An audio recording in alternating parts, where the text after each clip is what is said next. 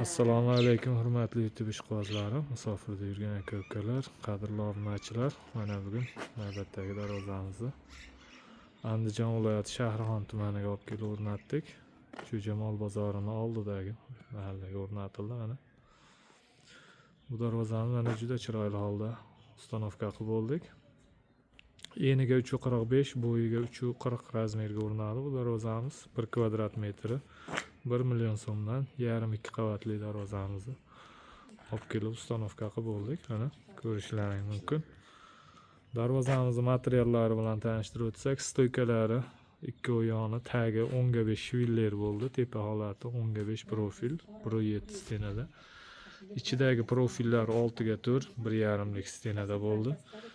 Listlariga kelsak, listlar ikkilik list ustiga mana yer yong'oq listlar 1 lik listda bosildi.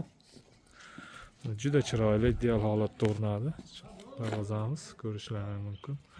Darvozamiz kraskalariga kelsak, kraskalar Devo kraska, xudo xolasa kraskalarimiz ham ancha yil xizmat qilib beradi. Darvozamiz zamoglari har doim o'rnatiladigan zubur zamok. Rossiyskiy zubur zamokdan orqa holatlarini ko'rsatib o'tsak, orqa holatlari, orqalarini ham ko'rishlaring mumkin. Plotniy bo'lib, juda chiroyli holatda o'rnadi. Mana orqalari ham tekis mana. Orqalariga ham ruchka qo'yib bering deyishadi. Ruchka qo'yib berdik. Mana orqalari zamoklar 5 tekerlikli.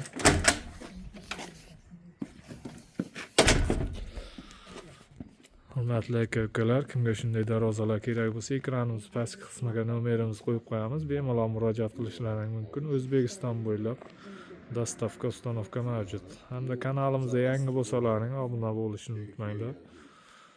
Obuna bo'lib, qo'ng'iroqcha tugmasini bosib qo'ysalaring, keyingi qo'ygan videolarimiz birinchilardan bo'lib sizlarga yetib boradi, xudo xohlasa.